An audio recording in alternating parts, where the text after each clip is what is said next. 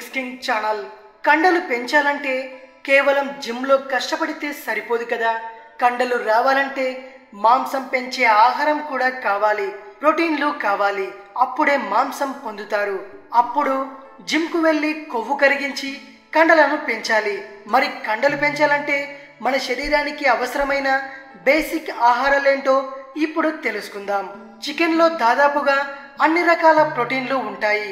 కండబలం కోసం అత్యవసర ఆహారంగా చికెన్ని చెప్పుకోవచ్చు. ఇది ఎముకలని బలపరుస్తుంది, కండలకి కావలసిన బలాన్ని అందిస్తుంది. కాబట్టి జిమ్కి వెళ్ళాలంటే చికెన్ అలవాటు చేసుకోవాల్సిందే. అయితే ఒక కండిషన్, స్కిన్లెస్ చికెన్ మాత్రమే తినాలి.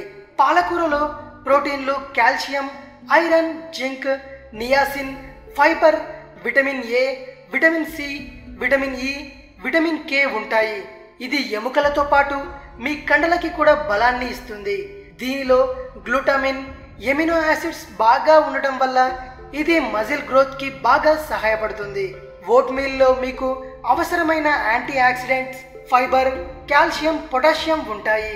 దీనితో మీకు వచ్చే లాభం ఏంటంటే ఇది కేవలం మీరు కండలు పెంచడానికి సహాయపడటమే కాదు, బ్యాడ్ కొలెస్ట్రాల్, బ్లడ్ ప్రెషర్ని కూడా అదుపులో ఉంచుతుంది.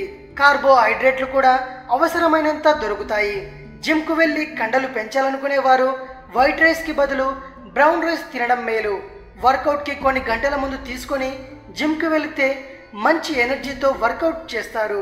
ఇది శరీరానికి ఎక్కువ శక్తిని ఇస్తుంది, అలాగే కండలు పెరిగేందుకు కూడా సహాయపడుతుంది. ప్రోటీన్ల గురించి మాట్లాడుకున్నప్పుడు గుడ్ల గురించి కూడా మాట్లాడుకోవాలి. చాలా రిచ్ ప్రోటీన్లు కలిగిన గుడ్లలో విటమిన్ డి, అమినో యాసిడ్స్, మంచి కొవ్వు బాగా లభిస్తుంది. అందుకే ఇది కండలు పెరిగేందుకు దోహదపడుతుంది. రెడ్ మీట్ కూడా మజిల్ బిల్డింగ్కి ఉపయోగపడే ఆహారమే, అయినా దీన్ని మితంగా తీసుకోవాలని పరిశోధకులు చెబుతున్నారు. బీట్రూట్స్ బ్లడ్ సర్క్యులేషన్ని మెరుగుపరిచే ఆహారం, కాబట్టి జిమ్లో ఎక్కువసేపు గడపడానికి ఇది తప్పనిసరి. దీనితో పాటు whey protein, quinoa, cottage cheese కూడా కండల దేహం కోసం పనికొచ్చే ఆహారాలే. ఇంకేంటి, ఈ పదార్థాలు తిని కండలు పెంచేయండి. ఇది విషయం.